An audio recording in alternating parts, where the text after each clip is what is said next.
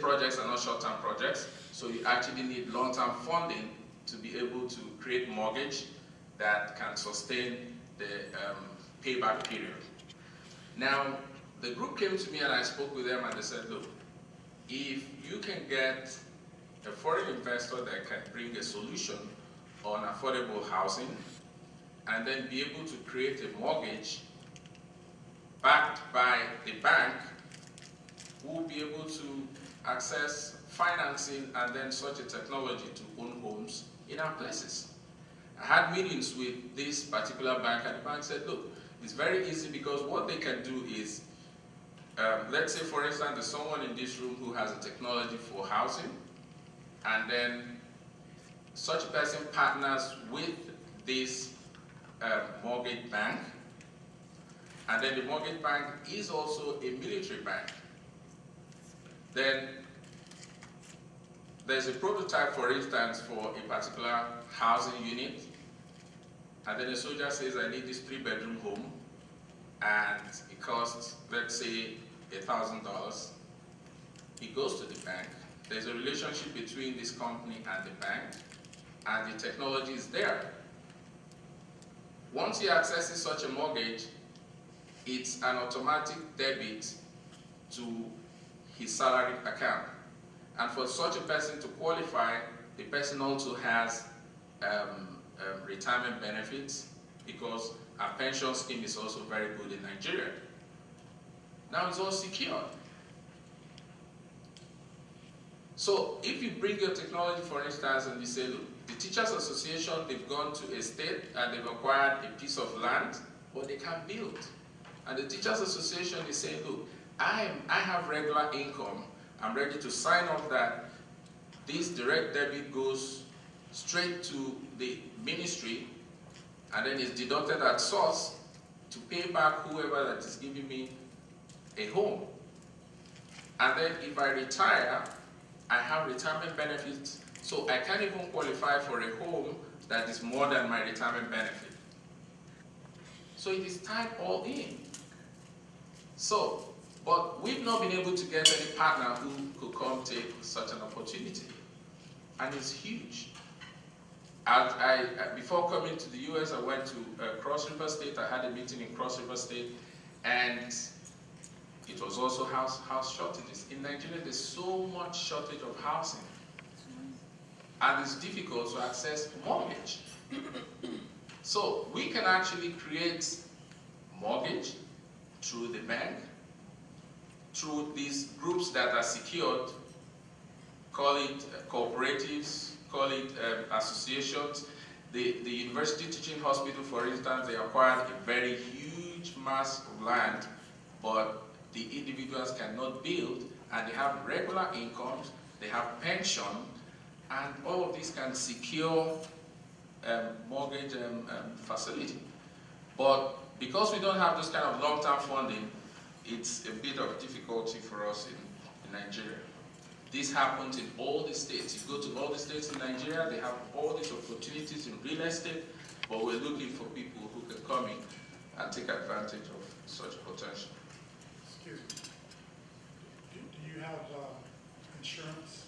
Do you have an insurance firm that's going to insure those homes? Yes, we have a good insurance system, and the insurance company is ready to work with us. I've had meetings with different insurance companies, and they are really, really ready to support any initiative we bring to the table.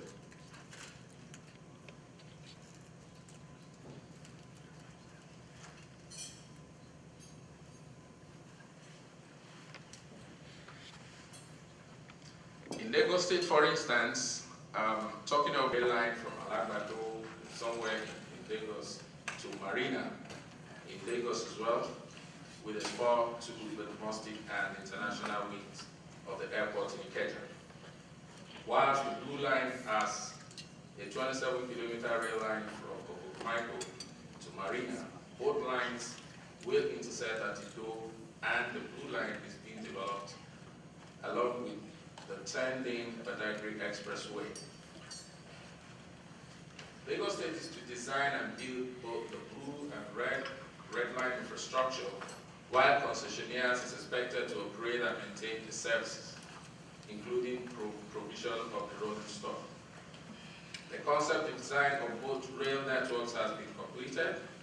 Proposals have been received from interested bidders for both lines, and preferred bidders have been selected in this regard, and negotiations for the Blue Line concession are on the way.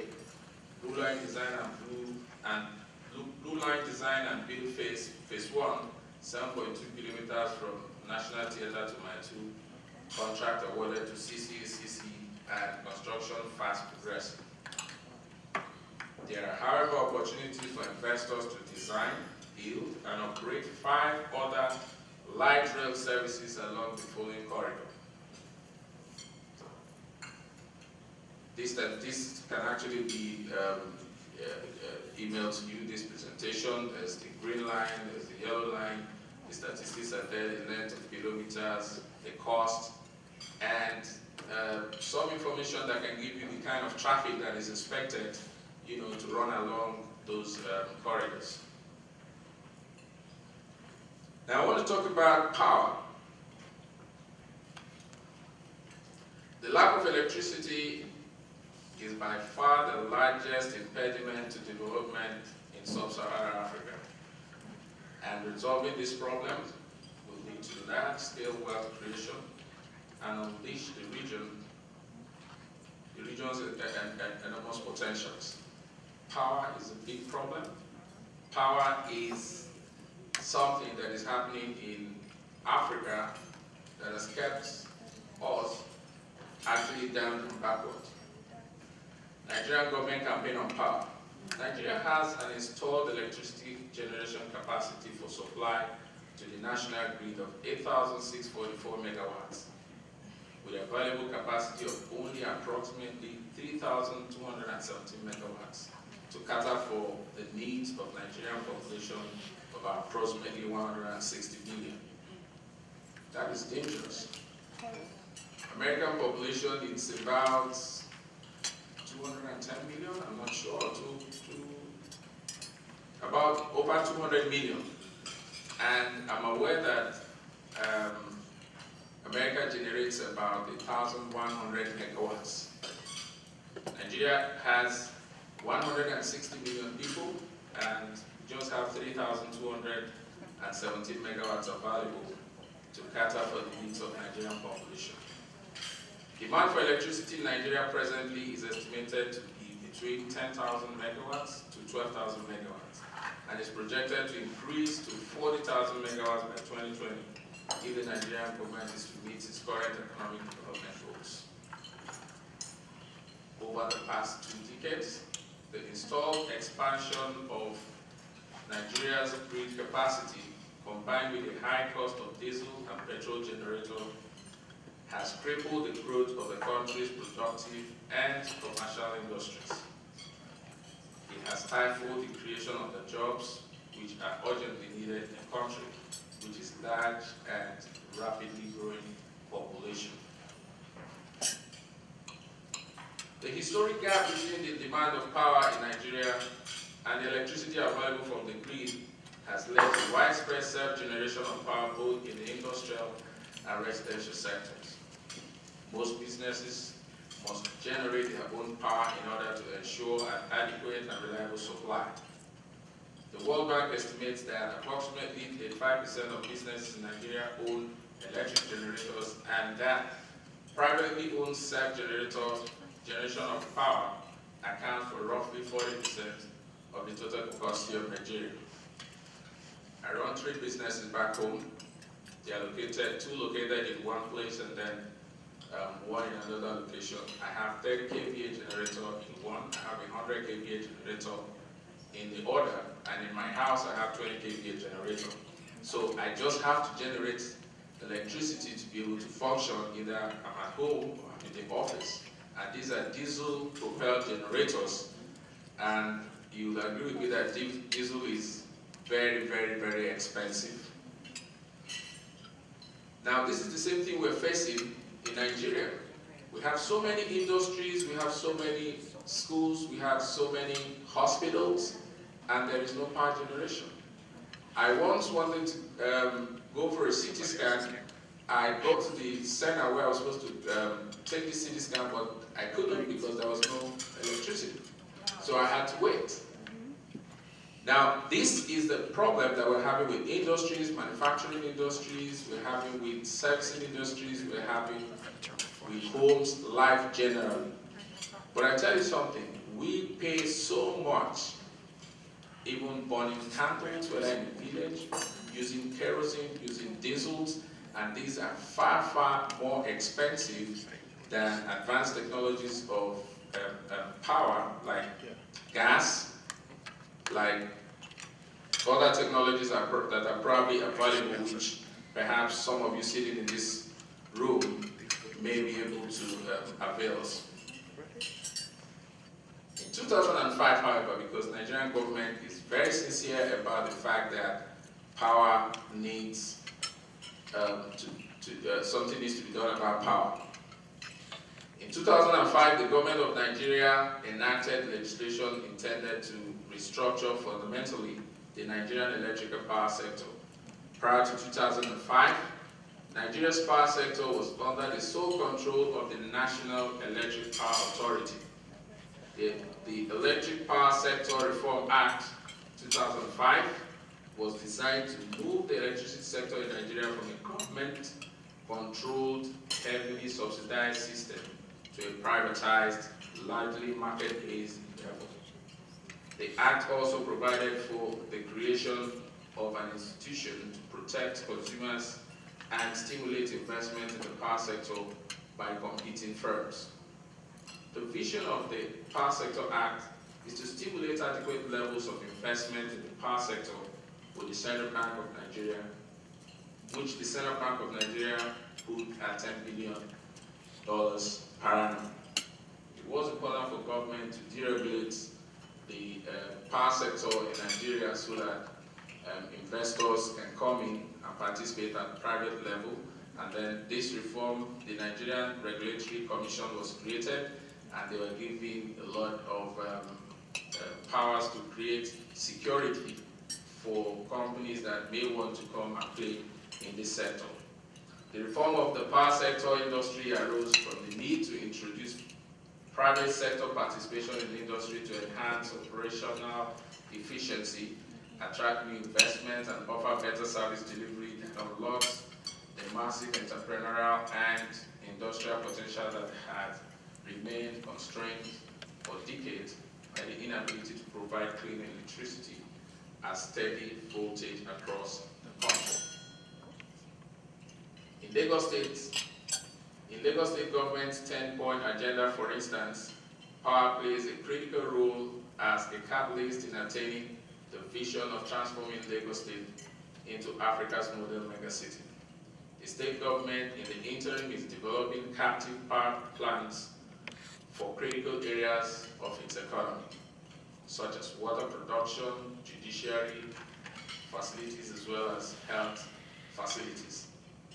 It might interest you to know that so many of the teaching hospitals in Lagos, they all run on generators, and you probably need about 2.5 megawatts to power a teaching hospital, and it's difficult to run a 2.5 megawatt capacity, or either singly or collective summation of 2 megawatts on diesel. It makes service very expensive, it makes healthcare very expensive, and because again it is not easy for the indigents or the population to sustain that cost of health, most times it is difficult to access it because these facilities are not available. So there are a lot of opportunities in power. One thing about Nigeria is that we pay for the power. There is money to pay for power because we all need power. And if you do the math, I'm just avoiding statistics, if you do the math, you see that even burning candle to generate 1 kilowatt of light is more expensive than the cost of generating a kilowatt of light, for instance, from a gas turbine. So at every point in time, no matter the level of poverty, no matter the level of difficulties or prosperity, everybody needs electricity generation to do one basic thing or the other. In Lagos, for instance, there's a lot of opportunities in Mantori Industrial Estate, Shomolu Printing Community, Iligboji Industrial Estate, Ikorodu Industrial Estate. Let me tell you, it is very easy for you, for instance, to come in and consummate your own transactions. If you come in, for instance, to a Mantori, and then you go to a steel company that needs about 1 megawatt to operate. I traveled to New Orleans. I saw a huge deposit of gas turbines. They were just there. Most of them are mobile turbines. There are gas lines all over Lagos. There are gas lines in some states in Nigeria. I know there are also green technologies, which I know most of us here probably would have developed and also want to go and try in Africa. Now I say to you that those companies are looking for companies that can sign a power purchase agreement with them. They give you a power purchase agreement backed by a bank guarantee. So what you need to do is roll in maybe a 1 megawatt equipment, put it on a raw steel company, just generate power for them, and they keep giving you they pay you your power cost of power. So with your bank guarantee backup and the power purchase signed, you don't have any risk. You don't even need to get involved in the gas because they will sign up with the gas company, you bring your equipment, and it's also very easy to run those turbines from here because on the internet, you can actually monitor what is going on. You switch it on, you don't have to go switch it off day and night and all of that. Well, you know better than those that deal in gas turbines. So a lot of companies are looking for hospitals, private universities, big churches, they're all there. They're looking for anyone who can come generate 1 megawatt, 2 megawatt, 3 megawatts, 5 megawatts for them. And they sign a power purchase agreement, give you a bank guarantee. For every megawatt you generate, they pay for it.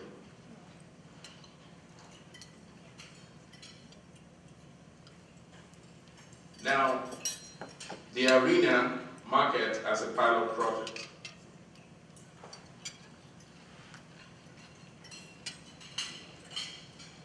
The arena market in Lagos, for instance, is a one-stop shopping center of over 3,700 small business units, valued at over $44 million. It is an innovative idea all on its own in concept and design. With current footfall of about 7,000 people daily, it is earmarked to entertain 35,000 to 40,000 visitors daily at full capacity. The arena has installed electricity demand capacity of 7 megawatts distributed among 7 dedicated transformers. This project houses cold rooms, printers, bakeries, eateries, butchery, and businesses that are into services, construction, law firms. Now, imagine how a business that is right in this center and is a printing business or is an eatery, they can't do business because there's no power. And they're all situated there, so they only do business when there is light. There's a butchery there, they kill cows every day, and then when they have unsold cows, they can't preserve them because the cold rooms are not working.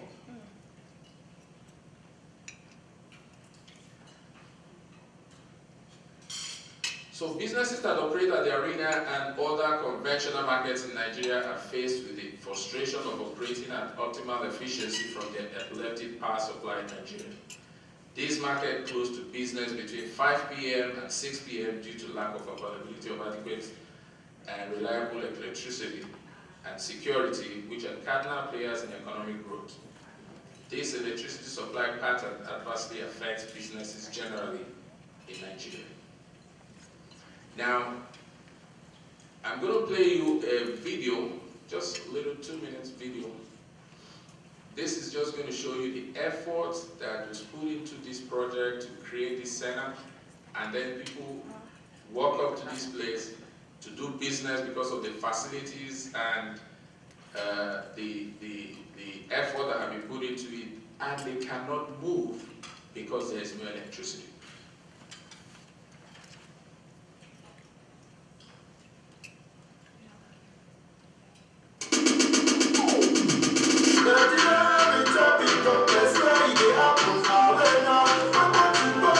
West Africa, it's a model that is going on in different states right now. There are different real estate developers, real estate managers that are credible, who are ready to take on management of projects like this. I also would like to say that that is my project, and thank you. It's a concession from the Nigerian Army.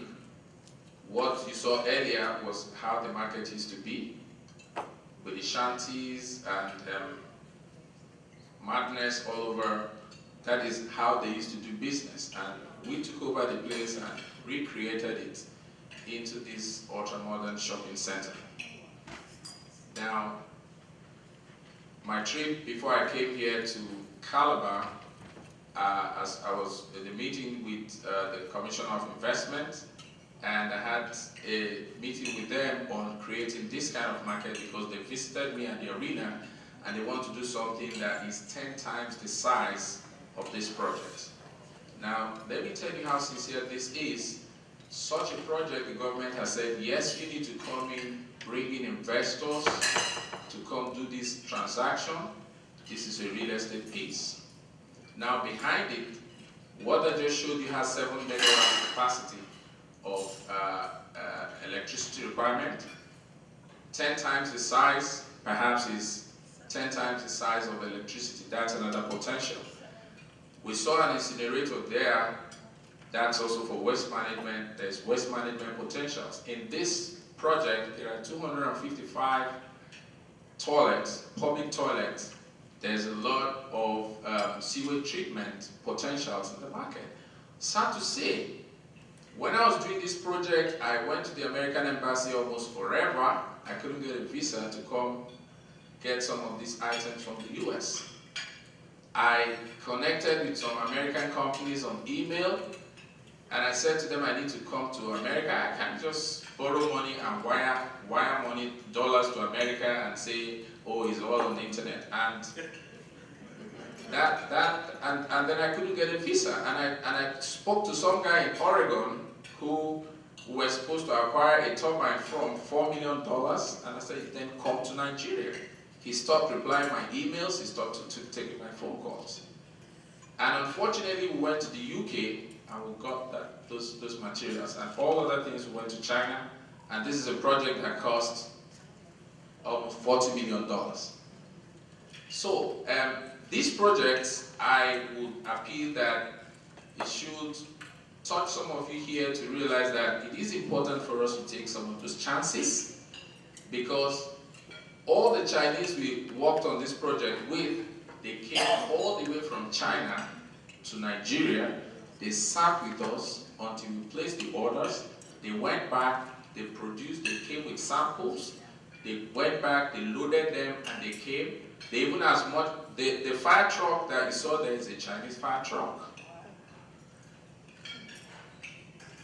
So, and that $40 million, it would have done so much, but unfortunately, it all went to China and to Europe.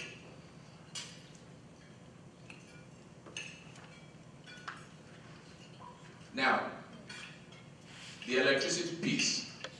This project has enough tenants right now.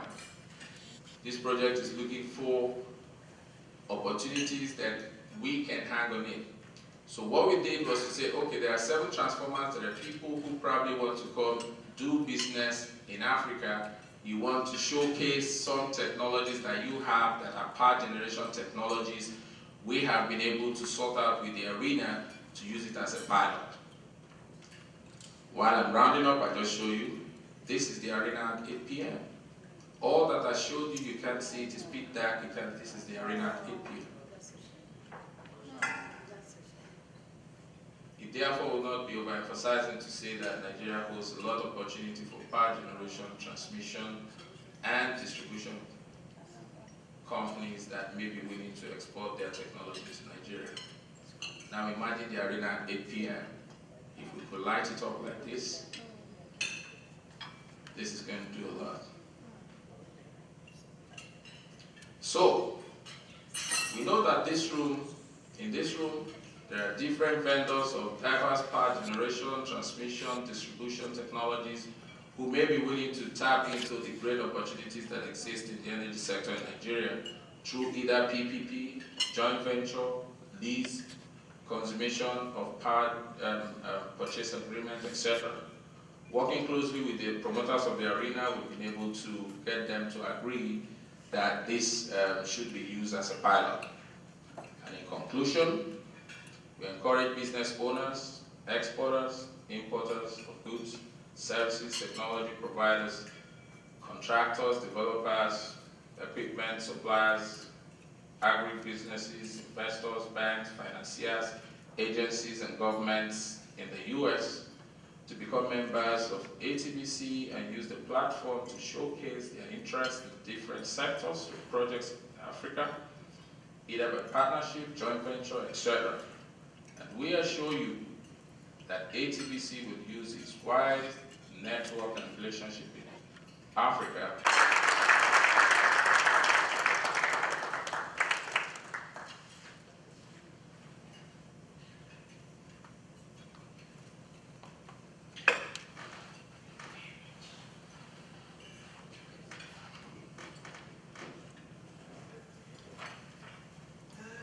Good afternoon, everyone. Thank you very much, Robert, for that encouraging introduction. Now, I'm here to talk about Nigeria and Delta states. You've heard so much about Africa. You've heard about how we have the fastest growing population.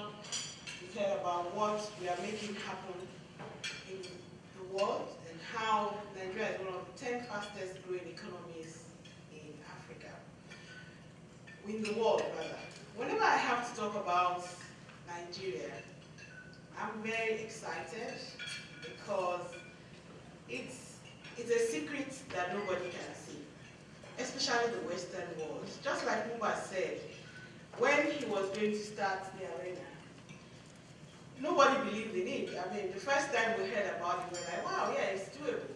I think Nigeria can change. And that's because some of us have heard the story of Dubai. How many of us have been to Dubai?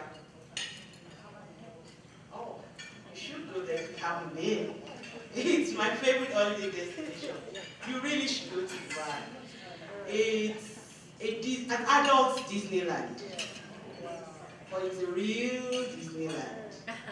And if you have to travel from Dubai to Abu Dhabi, you're like, wow, if they can do this in a desert, where there's no water, no arable land, they don't even have that much oil anymore in the Arab Emirates, but see what they have done. We have a favorite expression in Nigeria, see what the Lord has done. Every time I go to Dubai, I just love to go back to Nigeria. I'm excited about Nigeria. It's difficult to be excited about a country where you seem to hear so many negative things about, right? How many Nigerians are in the room? Okay. Okay, how many Africans in the room? Okay, so I'll take it that the rest are African Americans, but we are all Africans. Now, I'll tell you what's happening, because what Buba said, I'll just spend 2 minutes. I'll keep the time. I do this all the time. What Buba said about his experience is just the tip of the iceberg. In 2007, I was in Cape Town. and the Convention for Corporate Africa. I'm sure Sean knows that, CCA convention.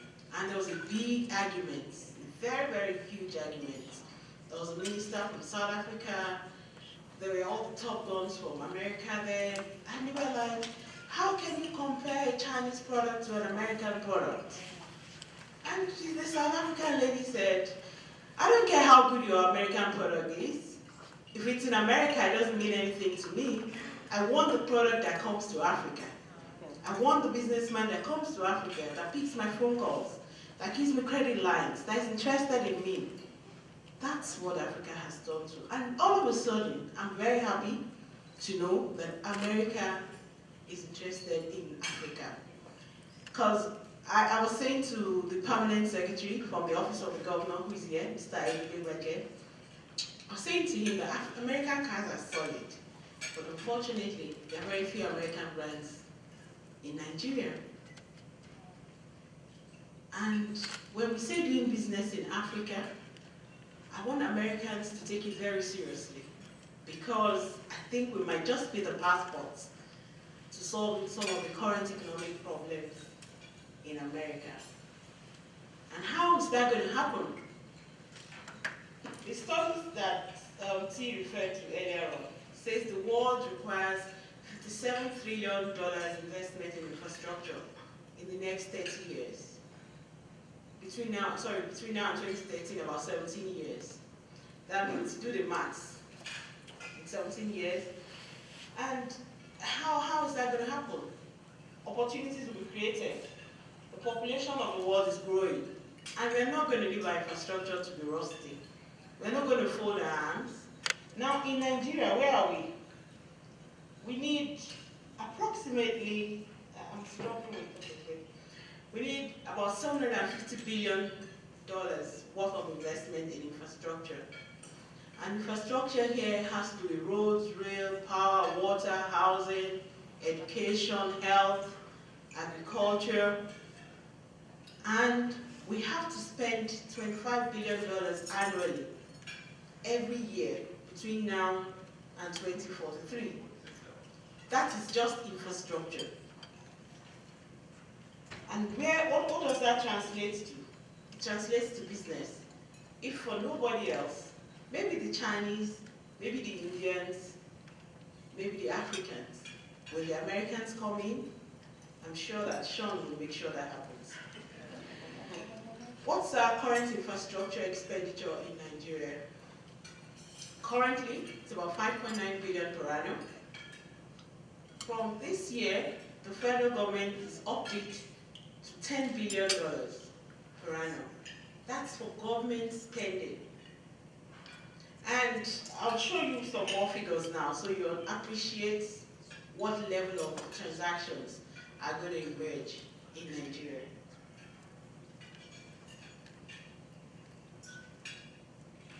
Now, we've heard so much about Nigeria, about how, okay, I talked about the investment required. Currently it's $5.9 billion, from this year to be $10 billion and beyond. That's just government spending. This is all about Nigeria. I won't dwell on this because I have another information on that. Now, this is our current GDP. The part I want you to take note of there is that the government spends just about 20% of the total GDP. The remaining 77% comes from Indians, from Chinese, from Lebanese, and Nigerians, South Africans. Those are the major investors in Nigeria. The Chinese, the Indians, the Lebanese, the South Africans, and Nigerians. The percentage of US and European investment, I don't think is up to 20% anymore of FDI. But I'm sure that Sean and her team will correct that. I was very excited. I was taking notes when she was presenting. And T said, don't worry, she will give you the, I said, no, I want to note some of the things she said specifically. Because just like Uber, we've had experience. I've been working with the Delta State government for about 8 years now, and we've done extensive investment promotion. And I dare say we've never gotten a response from the US government. Never. Not even a letter, not even one word, not even one phone call from the US government on the project I'm selling. I'll tell you about it as we go along. And here's another exciting one. As of 2012, official figures for our GDP is 270 billion, but I'm sure it's twice that amount. When you consider the fact that out of a population of 160 million people, we have only about 20 million bank accounts. That means there is an active market of over 60 million people who need to be included in the financial system. That's some transactions going down there. And so, for me, what's going to happen between the transition from 270 billion to 2.5 trillion? When you add the current adjustments, that figure by 2043 may actually be twice that amount because of our system. Right now, there isn't enough data. We're just in the process of gathering data about Nigeria because now we have telephoning, we are required to register your telephones, we now have basic requirement, more tax payers in the system now, so we're beginning to gather data. So I'm very confident that these figures will change as we go along.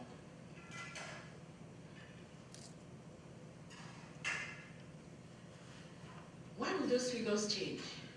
Because there are opportunities in Nigeria that are real. And that's why I'm here.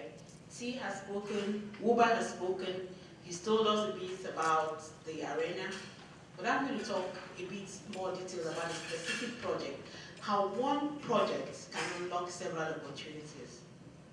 Now, we have a great consumer population.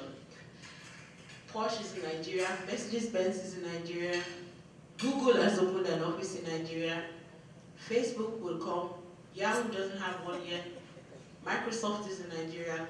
She's shown you a lot of the companies that are now coming into Nigeria. I know of companies who have representatives in Nigeria who now want to come into Nigeria because their Nigerian offices are posting figures that are higher than the total value of business they get from the entire African region. So everybody wants to come to Nigeria now because there's more transparency, the figures are higher, the returns are higher. So definitely, it's because we have a growing affluent population.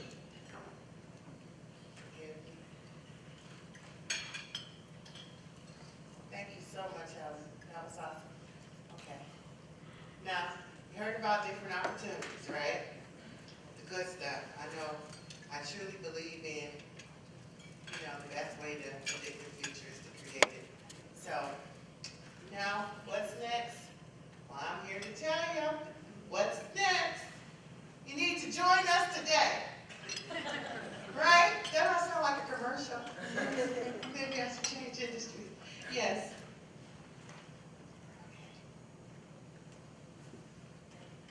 Become a member. Now, there's 10 reasons why you need to become a member. Number 1, our International Business Network provides you with an avenue to expand your business internationally through access to business referrals and opportunities. Number 2, ATBC provides a platform to explore business opportunities abroad through one-on-one meetings and opportunities with foreign industry executives, government officials, and pre-screened matchmaking for your respective industry. Number 3, okay, the news never stops. Now, I know a little small analyst that's about 13 that's on top of everything that's going on with BBC. But I try to be abreast. We try to be abreast of what's going on. You have to be updated, so we want to keep you updated with what's going on as it relates to doing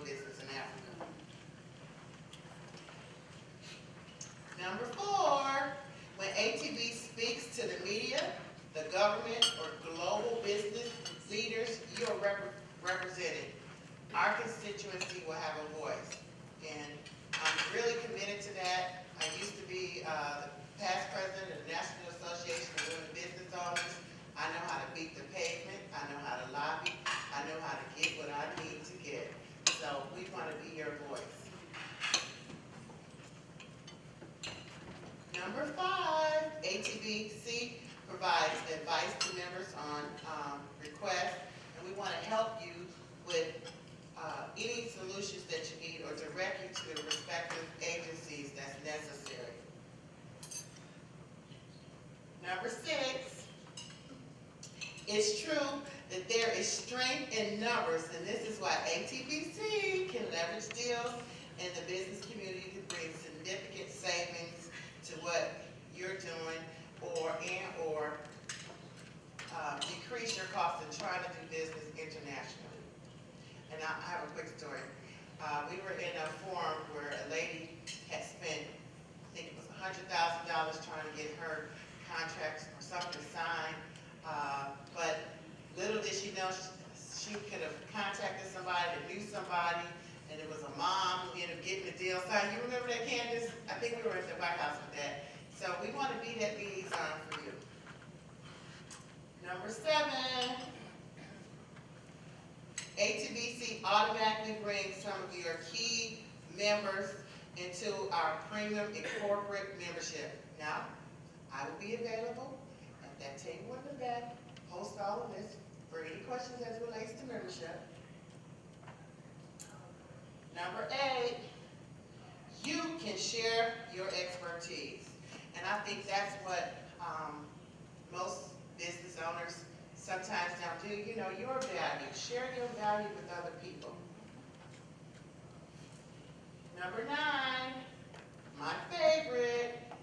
Encouragement is the best oxygen for the soul. The best thing you can do for others is to encourage them. The best thing that you can do for yourself is to surround yourself with people who encourage you. And we want to be that for you.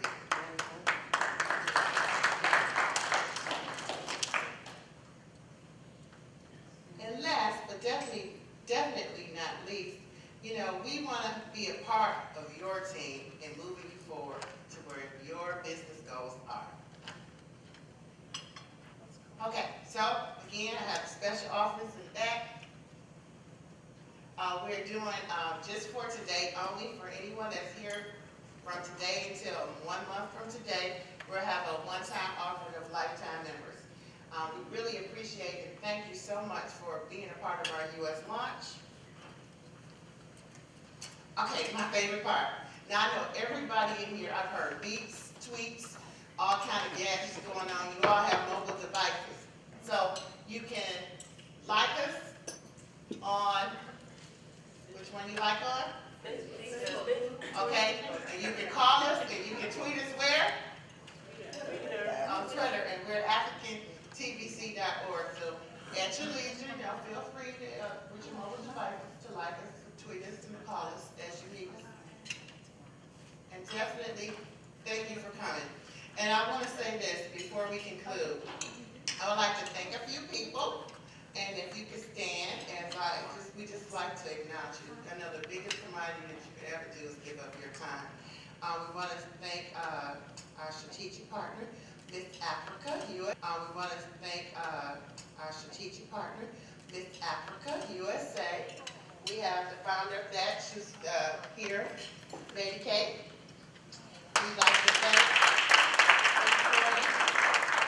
the office of the Governor of Maryland, the office of the Governor of Maryland, O'Malley's office, Ms. Aldrich.